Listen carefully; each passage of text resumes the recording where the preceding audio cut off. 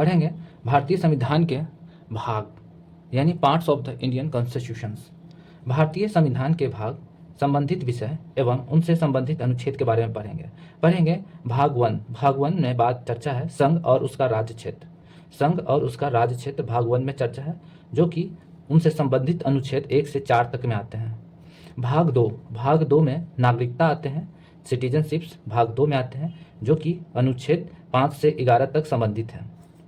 भाग 3 मूल अधिकार फंडामेंटल राइट्स यानी भाग 3 में मूल अधिकार आते हैं, जो कि संबंधित अनुच्छेद 12 से 35 है।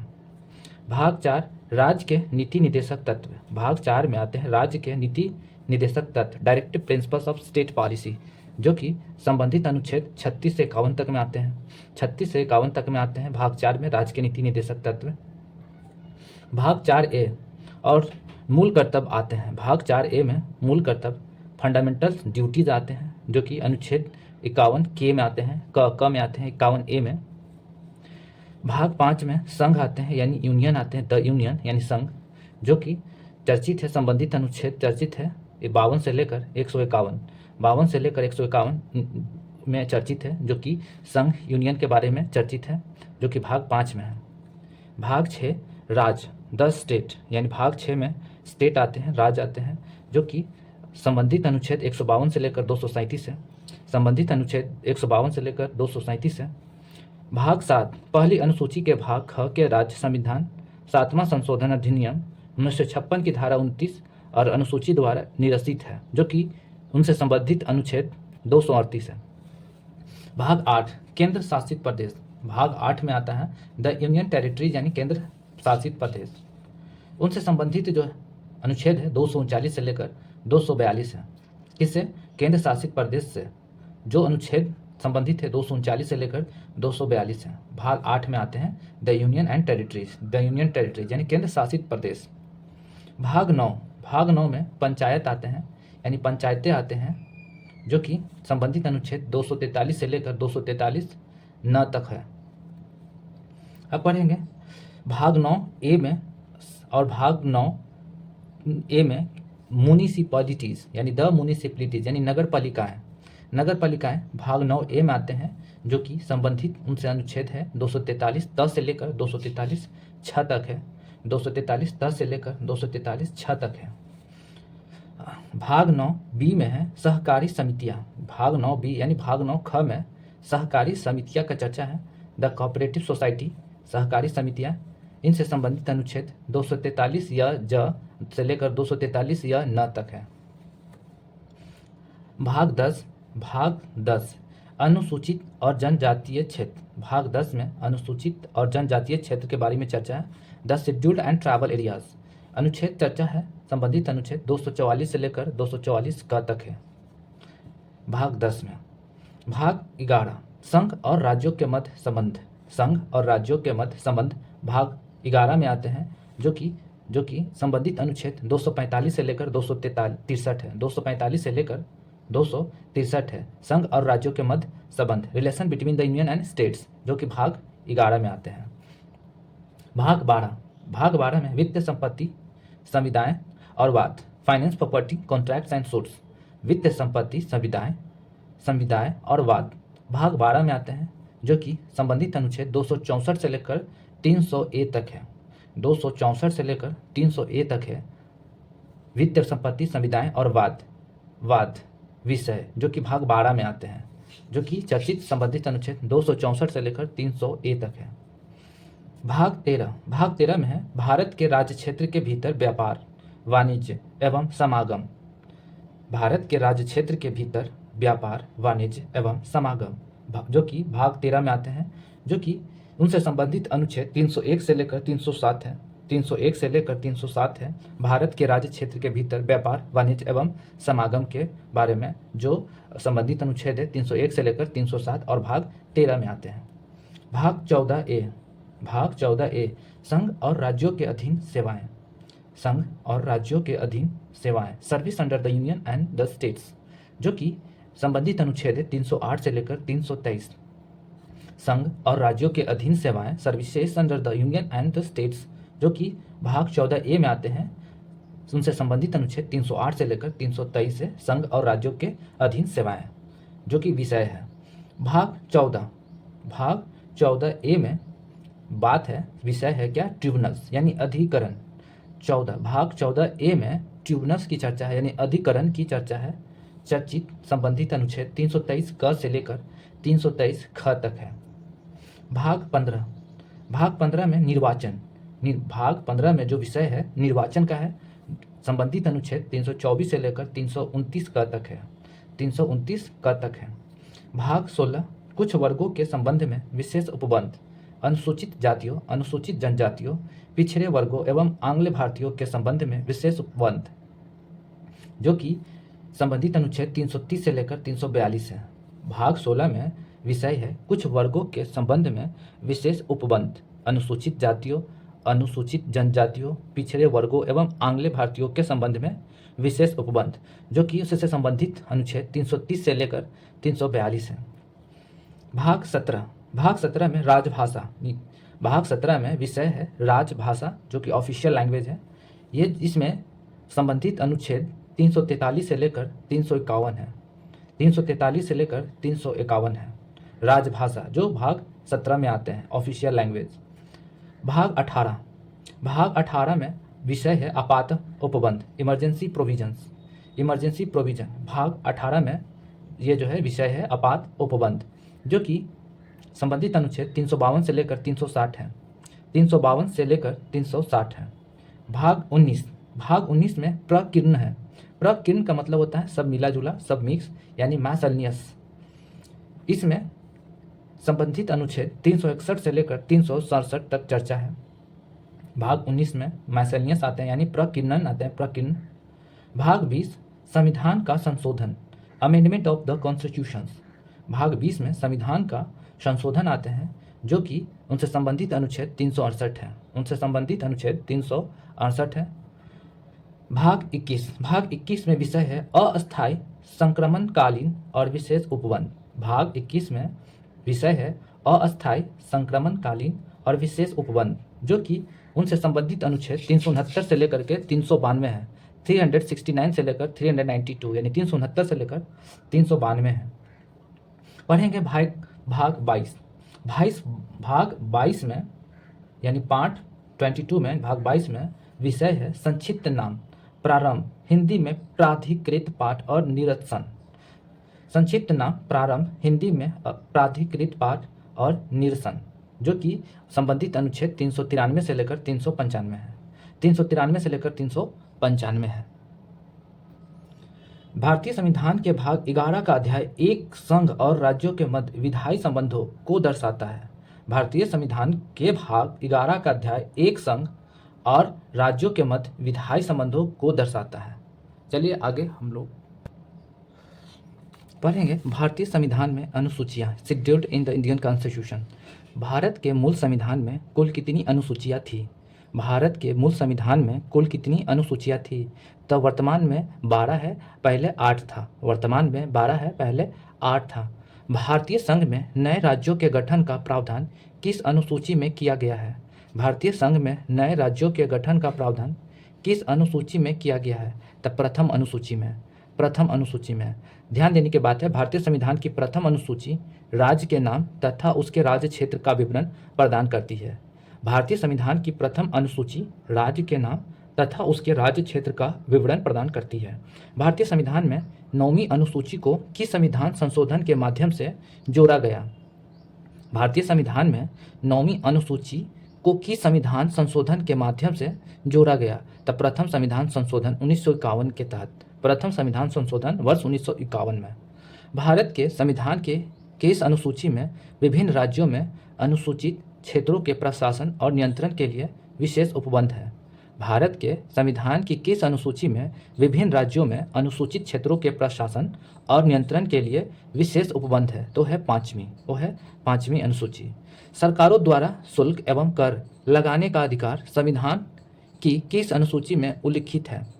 सरकारों द्वारा शुल्क एवं कर लगाने का अधिकार संविधान की किस अनुसूची में उल्लिखित है? तो 7वीं अनुसूची में उल्लिखित है। 7वीं अनुसूची में। राज्य भूमि सुधार अधिनियम को संवैधानिक सुरक्षा प्रदान करने हेतु इसे किस अनुसूची में सम्मिलित किया गया है? कहा जा रहा है राज्य भूमि सुधार अधिनियम को संवैधानिक सुरक्षा प्रदान करने हेतु इसे किस अनुसूची में सम्मिलित किया गया है? तो है 9वीं अनुसूची में। ध्यान देने की बात है 10वीं अनुसूची को 52वें संविधान संशोधन अधिनियम 1985 द्वारा संविधान में जोड़ा गया था तथा 91वें संविधान संशोधन अधिनियम 2003 द्वारा इसमें संशोधन किया गया। इसे दल बदल विरोध कानून यानी दल बदल कानून भी कहा जाता है, यानी एंटी डिफेक्शन लॉ भी कहा जाता है।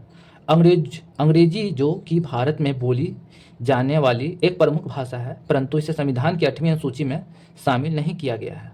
चलिए पढ़ते हैं अनुसूचियों का संक्षिप्त विवरण। पहली अनुसूची में है पहली अनुसूची में जो विषय है राज्य, संघ, राज्यों, क्षेत्र यानी राज्यों, संघ, राज्यों, क्षेत्र के नाम एवं उनकी सीमाएं हैं। ये अनुच्छेद में चर्चा है 1 से 4 तक में।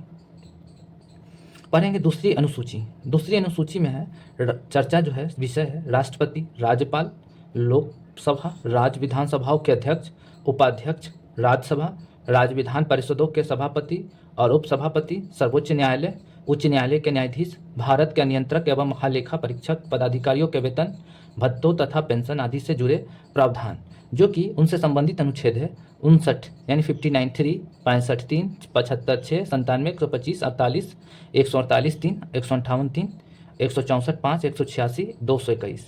ये ध्यान देने की बात नहीं है, आगे हम लोग पढ़ेंगे तो समझ में आएगा, इसको हम लोग स्किप करते हैं। समझते हैं कि विषय क्या है। तीसरी अनुसूची में है संबंधित विषय संघ, राज्य मंत्री, संसद, राज्य विधानमंडल के सदस्य और चुनावों के प्रत्याशी, न्यायाधीश आदि द्वारा ली जाने वाली शपथों या प्रतिज्ञानों के प्रारूप दिए गए हैं। तीसरी अनुसूची में विषय है संघ, राज्य मंत्री, संसद, राज्य विधानमंडल के सदस्य और चुनावों के प्रत्याशी, न्यायाधीश आदि द्वारा ली जाने वाली शपथों या प्रतिज्ञानों के प्रारूप दिए गए हैं। चौथी अनुसूची राज्यों और संघ राज्य क्षेत्रों के लिए राज्यसभा में स्थानों का आवंटन। राज्यों और संघ राज्य क्षेत्र के लिए राज्यसभा में स्थानों का आवंटन। 5वीं अनुसूची में चर्चा है अनुसूचित क्षेत्रों और जनजातियों के प्रशासन तथा नियंत्रण से जुड़े प्रावधान जो कि अनुच्छेद 244(1) में चर्चा है। छठी अनुसूची असम, मेघालय, त्रिपुरा, मिजोरम राज्यों के जनजातीय क्षेत्रों के प्रशासन से संबंधित उपबंध।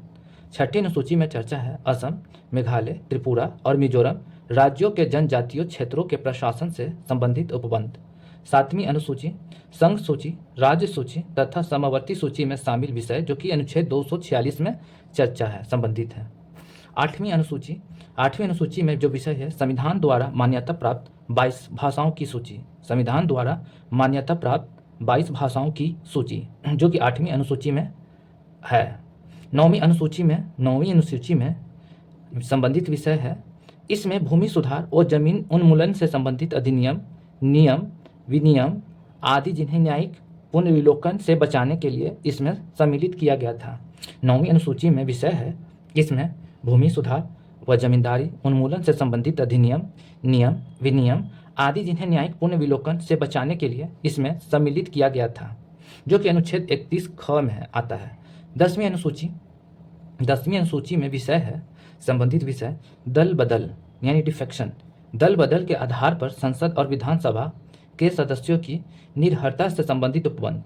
दल बदल के आधार पर संसद और विधानसभा के सदस्यों की निर्भरता से संबंधित उपबंध। 11वीं अनुसूची में संबंधित विषय है पंचायतों की शक्तियां व उत्तरदायित्व निर्धारित किए गए हैं। पंचायतों की शक्तियां व उत्तरदायित्व निर्धारित किए गए हैं। 12वीं अनुसूची नगर पालिकाओं की शक्तियां व उत्तरदायित्व निर्धारित किए गए हैं। नगर पालिकाओं की शक्तियां और उत्तरदायित्व निर्धारित किए गए हैं, अनुच्छेद 243(ब) में आते हैं। ध्यान देने की बात है 8वीं अनुसूची में सिंधी भाषा 21वीं संविधान संशोधन अधिनियम 1967 द्वारा जोड़ी गई थी। 8वीं अनुसूची में सिंधी भाषा 21वें संविधान संशोधन अधिनियम 1967 द्वारा जोड़ी गई थी। भारतीय संविधान की विशेषताएं, features of the Indian constitution पढ़ेंगे। संविधान में हमारे राष्ट्र का उल्लेख किन नामों से किया गया है? संविधान में हमारे राष्ट्र का उल्लेख किन नामों से किया गया है? The India that is by Bharat, India that is Bharat अर्थात भारत अर्थात इंडिया। भारतीय संविधान में किस प्रकार की शासन प्रणाली की व्यवस्था की गई है? भारतीय संविधान में किस प्रकार की शासन प्रणाली की व्यवस्था की गई है? तो संसदात्मक व्यवस्था की गई है। संसदात्मक शासन व्यवस्था में विधायिका का कार्यपालिका पर नियंत्रण होता है। संसदात्मक शासन व्यवस्था में विधायिका का कार्यपालिका पर नियंत्रण होता है। अध्यक्षात्मक शासन प्रणाली का आधारभूत तत्व क्या है? अगला प्रश्न है, अध्यक्षात्मक शासन प्रणाली का आधारभूत तत्व क्या है? तो एकल कार्यपालिका है। अध्यक्षात्मक शासन प्रणाली का आधारभूत तत्व एकल कार्यपालिका है। भारत की संसदीय शासन प्रणाली एवं ब्रिटेन की संसदीय शासन प्रणाली के मध्य अंतर का मुख्य बिंदु कौन सा है? तो न्यायिक समीक्षा है। तो न्यायिक समीक्षा बिंदु है। भारत की संसदीय शासन प्रणाली एवं ब्रिटेन की संसदीय शासन प्रणाली के मध्य न्यायिक समीक्षा के अंतर का मुख्य बिंदु है। भारत का संविधान परिसंघीय है, यह किससे निर्धारित होता है? बोला जा रहा है, प्रश्न है, भारत का संविधान परिसंघीय है, यह किससे निर्धारित होता है? तो यह निर्धारित होता है केंद्र और राज्यों के मध्य शक्तियों के वितरण से। अगला प्रश्न है, नीति निर्देशक तत्वों तथा मूल अधिकारों को संविधान की आत्मा किसने कहा है? नीति निर्देशक तत्वों तथा मूल अधिकारों को संविधान की आत्मा किसने कहा है? कॉन्साइंस ऑफ कॉन्स्टिट्यूशन किसने कहा है? तो ग्रेनविल ऑस्टिन ने कहा है। किसने कहा है? तो ग्रेनविल ऑस्टिन ने कहा है। मूल संविधान में कुल कितने अनुच्छेद और कितनी अनुसूचियां थी? मूल संविधान में कुल कितने अनुच्छेद और कितनी अनुसूचियां थी? तो कुल अनुच्छेद 395 और अनुसूचियां 8 थी। सर्वप्रथम कांग्रेस के किस अधिवेशन में जन गण मन गाया गया था? तो कलकत्ता अधिवेशन वर्ष 1911 में। कलकत्ता अधिवेशन 1911 में सर्वप्रथम कांग्रेस के किस अधिवेशन में जन गण मन गाया गया था? तो कलकत्ता अधिवेशन वर्ष 1911 में। अगला प्रश्न है, राष्ट्रगान के गायन का मानक समय कितना है? राष्ट्रगान के गायन का मानक समय कितना है? तो 52 सेकेंड। कितना है? तो 52 सेकेंड। भारतीय संविधान की जटिलता के कारण इसे वकीलों का स्वर्ग कहा जाता है। भारतीय संविधान की जटिलों के कारण इसे वकीलों का स्वर्ग कहा जाता है। अगला प्रश्न है, भारतीय संविधान अधिक कठोर तथा अधिक लचीले के मध्य एक अच्छा संतुलन स्थापित करता है, यह कथन किसका है? तो यह कथन केसी हियर का है। केसी हियर का है। भारतीय संविधान अधिक कठोर तथा अधिक लचीले के मध्य एक अच्छा संतुलन स्थापित करता है, यह कथन किसका है? यह कथन केसी हियर का है। अगला प्रश्न है, भारतीय संविधान के वृहद होने का क्या कारण है? भारतीय संविधान के वृहद होने का क्या कारण है? संघ तथा राज्यों का एकल संविधान। संघ तथा राज्यों का एकल संविधान। भारतीय संविधान के वृहद होने का कारण संघ तथा राज्यों का एकल संविधान है। ध्यान देने की बात है, भारतीय संविधान अंशतः कठोर और अंशतः लचीला है। अगला प्रश्न है, अपनी राष्ट्रवादी प्रतिक्रिया में भारतीय संविधान के निर्माताओं ने अल्पसंख्यकों के हितों तथा भावनाओं के महत्व को कम करके आंका है, यह कथन किसका है? तो यह कथन आइवर जेनिंग्स का है। यह कथन आइवर जेनिंग्स का है। कहा जा रहा है, अपनी राष्ट्रवादी प्रतिक्रिया में भारतीय संविधान के निर्माताओं ने अल्पसंख्यकों के हितों तथा भावनाओं के महत्व को कम करके आंका है, यह कथन किसका है? तो यह कथन आइवर जेनिंग्स का है। भारत अर्धसंघात्मक राज्य है, यह किसने कहा था? भारत अर्धसंघात्मक राज्य है, यह किसने कहा था? तो केसी हियर ने कहा था। किसने कहा था? तो केसी हियर ने कहा था। भारत में राजनीतिक सत्ता का प्रमुख स्रोत कौन है? भारत में राजनीतिक सत्ता का प्रमुख स्रोत कौन है? तो है जनता। वो है जनता। ध्यान देने की बात है, कोई भी संविधान कितना भी अच्छा क्यों न हो, यदि उसे क्रियान्वित करने वाले बुरे व्यक्ति हैं तो संविधान भी बुरा हो जाएगा। ये किसने कहा? डॉक्टर भीमराव अम्बेडकर ने। संविधान को संघात्मक के तंग ढांचे में नहीं ढाला गया है, डॉक्टर भीमराव अम्बेडकर ने कहा। अब अगला प्रश्न है, भारत की स्वतंत्रता के बाद भारतीय राष्ट्रीय कांग्रेस को एक राजनीतिक दल के रूप में भंग कर दिया जाना चाहिए, यह सुझाव किसने दिया था? महात्मा गांधी ने। भारत की स्वतंत्रता के बाद भारतीय राष्ट्रीय कांग्रेस को एक राजनीतिक दल के रूप में भंग कर दिया जाना चाहिए, यह सुझाव महात्मा गांधी ने दिया था। भारतीय संघवाद को सहकारी संघवाद किसने कहा है? जी ऑस्टिन ने कहा था। भारतीय संघवाद को सहकारी संघवाद जी ऑस्टिन ने कहा था। अध्यक्षात्मक शासन प्रणाली में कार्यपालिका की समस्त शक्तियाँ किस में निहित होती है? अध्यक्षात्मक शासन प्रणाली में कार्यपालिका की समस्त शक्तियाँ किस में निहित होती है? तो राष्ट्रपति में निहित होती है। किस में? राष्ट्रपति में। मौलाना अबुल कलाम आज़ाद ने संविधान सभा में वयस्क मताधिकार को 15 वर्ष के लिए स्थगित करने की बात की थी। मौलाना अबुल कलाम आज़ाद ने संविधान सभा में वयस्क मताधिकार को 15 वर्ष के लिए स्थगित करने की बात की थी। भारत का राष्ट्रीय पशु कौन सा है? तो बाघ। भारत का राष्ट्रीय पशु कौन सा है? तो बाघ। भारत का राष्ट्रीय पुष्प कौन सा है? तो कमल। भारत का राष्ट्रीय पुष्प यानी नेशनल फ्लावर कौन सा है? तो कमल। भारत का राष्ट्रीय पक्षी यानी नेशनल बर्ड्स कौन सा है? तो मोर। भारत के राष्ट्रीय ध्वज यानी इंडियन नेशनल फ्लैग के चक्र में कितनी तिलियां हैं? भारत के राष्ट्रीय ध्वज के चक्र में कितनी तिलियां हैं? 24। ध्यान देने की बात है, S.R. बोमई बनाम भारत संघवाद 1994 में उच्चतम न्यायालय ने कहा भारतीय संविधान एक परिसंघात्मक संविधान है। S.R. बोमई बनाम भारत संघवाद 1994 में उच्चतम न्यायालय ने कहा भारतीय संविधान एक परिसंघात्मक संविधान है। अब पढ़ेंगे 7वीं अनुसूची के प्रमुख इंपॉर्टेंट सब्जेक्ट्स।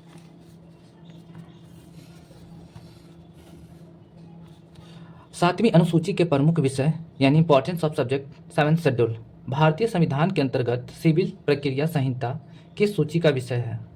भारतीय संविधान के अंतर्गत सिविल प्रक्रिया संहिता किस सूची का विषय है? तो समवर्ती सूची का विषय है। जनसंख्या नियंत्रण और परिवार नियोजन तथा आपराधिक मामले भारतीय संविधान की समवर्ती सूची में सम्मिलित है। ध्यान देने की बात है, जनसंख्या नियंत्रण और परिवार नियोजन तथा आपराधिक मामले भारतीय संविधान की समवर्ती सूची में सम्मिलित है। प्रश्न है, शिक्षा किस सूची का विषय है? शिक्षा किस सूची का विषय है? शिक्षा समवर्ती सूची का विषय है। समवर्ती सूची का विषय है। शिक्षा प्रारंभ में राज्य सूची का विषय था। इसे 42वें संशोधन 1976 द्वारा समवर्ती सूची में स्थानांतरित किया गया था। ध्यान देने की बात है, शिक्षा प्रारंभ में राज्य सूची का विषय था। इसे 42वें संशोधन 1976 द्वारा समवर्ती सूची में स्थानांतरित किया गया था। अगला प्रश्न है, भूमि सुधार किस सूची के अंतर्गत शामिल है? भूमि सुधार किस सूची के अंतर्गत शामिल है? तो राज्य सूची के अंतर्गत शामिल है। रेलवे पुलिस किस सूची का विषय है? रेलवे पुलिस किस सूची का विषय है? तो राज्य सूची का विषय है।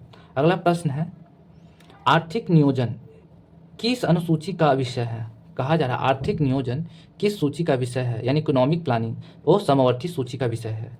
कृषि भारतीय संविधान की किस सूची में संबंधित है? कृषि भारतीय संविधान की किस सूची में संबंधित है? तो राज्य सूची में संबंधित है कृषि। पंचायती राज किस राज्य में पंचायती राज किस सूची में सम्मिलित है?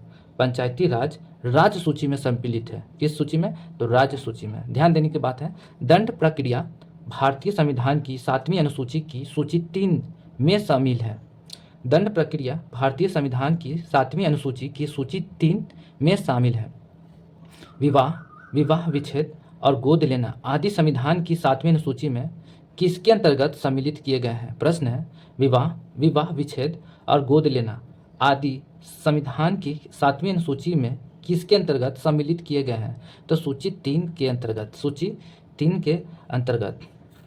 प्रश्न है अगला है, ध्यान देने की बात है, वर्तमान में संघ सूची में 100 विषय, राज्य सूची में 61 विषय और समवर्ती सूची में कुल 52 विषय शामिल हैं, जो कि यहाँ देख सकते हैं। संघ सूची है, राज्य सूची है, समवर्ती सूची है। राज्य सूची के बारे में हम लोग पढ़ेंगे, फिर संघ सूची। चलिए संघ सूची स्टार्ट करते हैं। Union list. यूनियन लिस्ट यानी संघ सूची में प्रतिरक्षा संघ सूची में आते हैं। विदेशी मामले संघ सूची में आते हैं। नागरिकता संघ सूची में आते हैं। संचार और डाक और तार संघ सूची में आते हैं। निगम कर, सेवा कर संघ सूची में आते हैं। युद्ध और शांति संघ सूची में आते हैं। सीमा शुल्क और निर्यात शुल्क संघ सूची में आते हैं। बीमा संघ सूची में आते हैं। प्रत्यर्पण और शेयर बाजार संघ सूची में आते हैं। अंतर्राष्ट्रीय संधि और करार और रेलवे संघ सूची में आते हैं। मुद्रा रिजर्व बैंक संघ सूची में आते हैं। समुद्री व हवाई मार्ग संघ सूची में आते हैं। विदेशी ऋण, विदेशी व्यापार संघ सूची में आते हैं। लॉटरी संघ सूची में आते हैं। जनगणना संघ सूची में आते हैं। आयकर, कृषि से भिन्न संघ सूची में आते हैं। स्टॉक एक्सचेंज, जनगणना, डाकघर, बचत बैंक सभी के सभी यूनियन लिस्ट यानी संघ सूची में आते हैं। अब पढ़ेंगे हम लोग राज्य सूची। लोक व्यवस्था राज्य सूची में आते हैं। पुलिस, रेल और ग्रामीण पुलिस सहित इस सभी के सभी राज्य सूची में आते हैं। कारागार भी राज्य सूची में आते हैं। भूमि स्थानीय स्वशासन भी राज्य सूची में आते हैं। प्रादेशिक लोक सेवा, लोक स्वास्थ्य, बाजार एवं मेले राज्य सूची में आते हैं। प्रादेशिक लोक सेवा, लोक स्वास्थ्य, बाजार एवं मेले राज्य सूची में आते हैं। सट्टा और जुआ भी राज्य सूची में आते हैं। कृषि भूमि पर संपदा शुल्क, कृषि भूमि पर संपदा शुल्क और पशुपालन सिंचाई राज्य सूची में आते हैं। कृषि आय पर कर, कृषि आय पर कर और गैस, शराब, मनोरंजन ये सभी के सभी राज्य सूची में आते हैं। भू राजस्व या लगान, विद्युत पर कर, भू राजस्व, लगान और विद्युत पर कर राज्य सूची में आते हैं।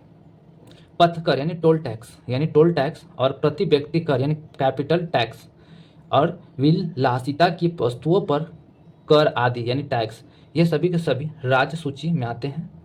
अगला है समवर्ती सूची यानी कनकरेंट लिस्ट। ये जो है दंड, विधि, प्रक्रिया, विधि कनकरेंट लिस्ट में आते हैं, समवर्ती सूची में आते हैं। दंड, विधि, प्रक्रिया, विधि समवर्ती सूची में आते हैं। दंड विधि, प्रक्रिया विधि समवर्ती सूची में आते हैं। आर्थिक व सामाजिक योजनाएं, आर्थिक व सामाजिक योजनाएं समवर्ती सूची में आते हैं। शिक्षा, वन, विवाह और विवाह विच्छेदन समवर्ती सूची में आते हैं। शिक्षा, वन, विवाह और विवाह विच्छेदन समवर्ती सूची में आते हैं। कारखाने मजदूर संघ है, कारखाने मजदूर संघ समवर्ती सूची में आते हैं। खाद्य पदार्थों और अन्य पदार्थों का अपमिश्रण समवर्ती सूची में आते हैं। जनसंख्या नियंत्रण व परिवार नियोजन, जनसंख्या नियंत्रण व परिवार नियोजन समवर्ती सूची में आते हैं। न्याय प्रशासन, न्याय प्रशासन समवर्ती सूची में आते हैं।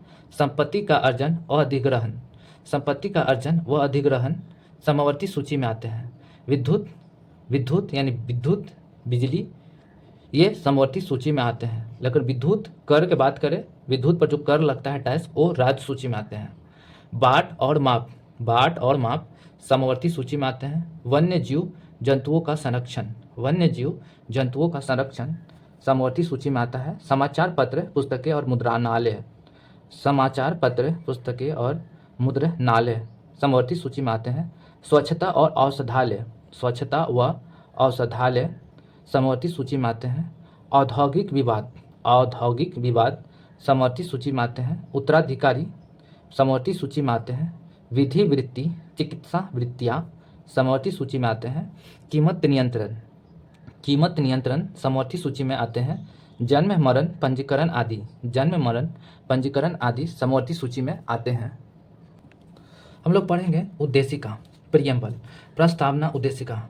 प्रस्तावना उद्देशिका में बोला गया हम भारत के लोग भारत को एक संपूर्ण प्रभुत्व संपन्न समाजवादी पंथ निरपेक्ष लोकतंत्रात्मक गणराज्य बनाने के लिए तथा उसके समस्त नागरिकों को सामाजिक, आर्थिक और राजनीतिक न्याय, विचार, अभिव्यक्ति, विश्वास, धर्म और उपासना की स्वतंत्रता, प्रतिष्ठा और अवसर की समता प्राप्त कराने के लिए तथा उन सब में व्यक्ति की गरिमा और राष्ट्र की एकता और अखंडता सुनिश्चित करने वाली बंधुत्व बढ़ाने के लिए दृढ़ संकल्प होकर अपनी इस संविधान सभा में आज तारीख 26 नवंबर 1949 ईस्वी संवत 2006 विक्रमी यानी मिति मार्ग शीर्ष शुक्ल सप्तमी यानी को एक द्वारा इस संविधान को अंगीकृत, अधिनियमित और आत्मप्रीत करते हैं। पढ़ेंगे उद्देशिका यानी प्रस्तावना। प्रस्तावना में कहा गया है हम भारत के लोग भारत को एक संपूर्ण प्रभुत्व संपन्न समाजवादी पंथनिरपेक्ष लोकतंत्रात्मक गणराज्य बनाने के लिए तथा उसके समस्त नागरिकों को सामाजिक, आर्थिक और राजनीतिक न्याय, विचार, अभिव्यक्ति, विश्वास, धर्म और उपासना की स्वतंत्रता और प्रतिष्ठा और अवसर की समता प्राप्त कराने के लिए तथा उन सब में व्यक्ति की गरिमा और राष्ट्र की एकता और अखंडता सुनिश्चित करने वाली बंधुता बढ़ाने के लिए दृढ़ संकल्प होकर अपनी इस संविधान सभा में आज तारीख 26 नवंबर 1949 ईस्वी को एतद द्वारा इस संविधान को अंगीकृत, अधिनियमित और आत्मार्पित करते हैं। संविधान सभा में उद्देश्य प्रस्ताव कब प्रस्तुत किया गया था? संविधान सभा में उद्देश्य प्रस्ताव कब प्रस्तुत किया गया था? 13 दिसंबर 1946 को उद्देश्य प्रस्ताव प्रस्तुत किया गया था। संविधान सभा में उद्देश्य प्रस्ताव 13 दिसंबर 1946 को प्रस्तुत किया गया था। भारतीय संविधान का कौन सा भाग भारत को एक धर्मनिरपेक्ष राज्य के रूप में वर्णित करता है? तो वह संविधान की प्रस्तावना भारत को एक धर्मनिरपेक्ष राज्य के रूप में वर्णित करता है। ध्यान देने की बात है, भारतीय संविधान की प्रस्तावना में भारत को एक सार्वभौम, समाजवादी, धर्मनिरपेक्ष, प्रजातांत्रिक गणतंत्र के रूप में घोषित किया गया है। प्रश्न है, सर्वोच्च न्यायालय द्वारा ऐसा किस वाद में कहा गया है कि अनुच्छेद 368 के अंतर्गत संविधान के प्रस्तावना में भी संशोधन किया जा सकता है, परंतु यह मूल ढांचे का उल्लंघन करने वाला नहीं होना चाहिए। प्रश्न है, सर्वोच्च न्यायालय द्वारा ऐसा किस वाद में कहा गया है कि अनुच्छेद 368 के अंतर्गत संविधान के प्रस्तावना में भी संशोधन किया जा सकता है, परंतु यह मूल ढांचे का उल्लंघन करने वाला नहीं होना चाहिए? तो केशवानंद भारतीवाद 1973, केशवानंद भारतीवाद 1973 में है। प्रश्न है, भारतीय संविधान का कौन सा भाग संविधान की आत्मा कहलाता है? भारतीय संविधान का कौन सा भाग संविधान की आत्मा कहलाता है? तो उद्देशिका कहलाता है, प्रियम्बल। ध्यान देने की बात है, कल्याणकारी राज्य का उद्देश्य अधिकतम जनसंख्या के लिए अधिकतम कल्याण सुनिश्चित करना है। कल्याणकारी राज्य का उद्देश्य अधिकतम जनसंख्या के लिए अधिकतम कल्याण सुनिश्चित करना है।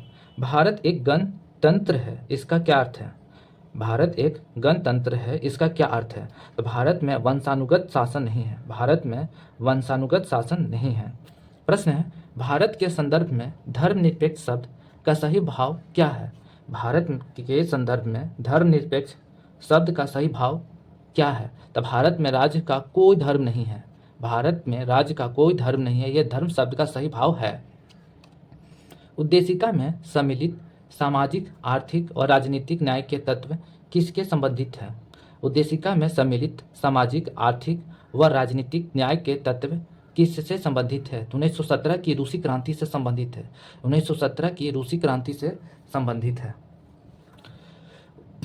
प्रश्न है, उच्चतम न्यायालय ने किस वाद में यह धारणा प्रस्तुत की कि उद्देशिका संविधान का अभिन्न अंग है? तो S.R. बोमई बनाम यूनियन ऑफ इंडिया में कहा गया है कि यह अभिन्न अंग है। प्रश्न है, उच्चतम न्यायालय के किस वाद में यह धारणा प्रस्तुत की कि उद्देशिका संविधान का अभिन्न अंग है? तो S.R. बोमई बनाम यूनियन ऑफ इंडिया में कहा गया है कि यह अंग है, उद्देशिका संविधान का अभिन्न अंग है। सभी व्यक्ति पूर्णतः और समान रूप से मानव है, यह सिद्धांत जाना जाता है किससे? तो सार्वभौमिकता से, सार्वभौमिकता से। सभी व्यक्ति पूर्णतः और समान रूप से मानव है, यह सिद्धांत जाना जाता है सार्वभौमिकता का। भारत में लौकिक सार्वभौमिकता है क्योंकि संविधान की प्रस्तावना आरंभ होती है। भारत में लौकिक सार्वभौमिकता है क्योंकि संविधान की प्रस्तावना आरंभ होती है हम भारत के लोग से के शब्दों से, हम भारत के लोग के शब्दों से। ध्यान देने की बात है, लोक कल्याण शब्द भारत के संविधान की उद्देशिका में नहीं है, बल्कि यह राज्य के नीति निर्देशक तत्व का भाग है। लोक कल्याण शब्द भारत के संविधान की उद्देशिका में नहीं है, बल्कि यह राज्य के नीति निर्देशक तत्व का भाग है। किस संशोधन के द्वारा भारतीय संविधान की उद्देशिका में संशोधन किया गया था? 42वें संविधान संशोधन के द्वारा। किस संशोधन के द्वारा भारतीय संविधान की उद्देशिका में संशोधन किया गया था? 42वें संविधान संशोधन के द्वारा। बोला प्रश्न है कि संशोधन के द्वारा भारतीय संविधान की उद्देशिका में संशोधन किया गया था? 42वें संविधान संशोधन के द्वारा। भारतीय संविधान की प्रस्तावना में जिन आदर्शों एवं उद्देश्यों की रूपरेखा दी गई है उनका विस्तार कहाँ है? प्रश्न है, भारतीय संविधान की प्रस्तावना में जिन आदर्शों एवं उद्देश्यों की रूपरेखा दी गई है उनका विस्तार कहाँ है? तो उनका विस्तार मूल अधिकारों, राज्य के नीति निर्देशक सिद्धांतों एवं मौलिक कर्तव्यों के अध्याय में है। मूल अधिकारों, राज्य के नीति निर्देशक सिद्धांतों एवं मौलिक कर्तव्यों के अध्याय में है। प्रश्न है, राज्य का सबसे महत्वपूर्ण तत्व क्या है? राज्य का सबसे महत्वपूर्ण तत्व क्या है? तो संप्रभुता है, फ्रैटर्निटी है। राज्य का सबसे महत्वपूर्ण तत्व क्या है? तो संप्रभुता है। प्रश्न है, समाजवादी, अखंडता तथा पंथ निरपेक्ष शब्द संविधान की प्रस्तावना में किस संशोधन द्वारा सम्मिलित किए गए थे? तो 42वें संशोधन द्वारा। सोशलिस्ट यानी समाजवादी, इंटीग्रिटी यानी अखंडता, पंथ निरपेक्ष यानी सेकुलर शब्द संविधान की प्रस्तावना में किस संशोधन द्वारा सम्मिलित किए गए थे? तो 42वें संशोधन द्वारा। उद्देशिका को राजनीतिक जन्मपत्री की संज्ञा किसने प्रदान की है? उद्देशिका को राजनीतिक जन्मपत्री की संख्या किसने प्रदान की है? तो के.एम. मुंशी ने। के.एम. मुंशी ने। प्रस्तावना संविधान का अंग नहीं है। उच्चतम न्यायालय ने यह मत किस वाद में व्यक्त किया था?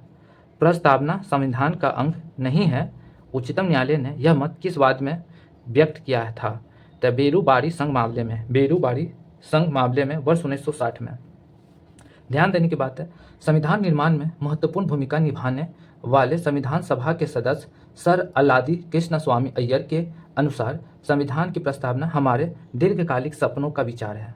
संविधान निर्माण में महत्वपूर्ण भूमिका निभाने वाले संविधान सभा के सदस्य सर आलिद कृष्णस्वामी अय्यर के अनुसार संविधान की प्रस्तावना हमारे दीर्घकालिक सपनों का विचार है। ध्यान देने की बात है, गोलकनाथ बनाम पंजाब राज्य के मामले में न्यायमूर्ति एम हिदायतुल्लाह ने उद्देशिका को संविधान की मूल आत्मा कहा है। क्या है? गोलकनाथ बनाम पंजाब राज्य के मामले में न्यायमूर्ति एम हिदायतुल्लाह ने उद्देशिका को संविधान की मूल आत्मा कहा है।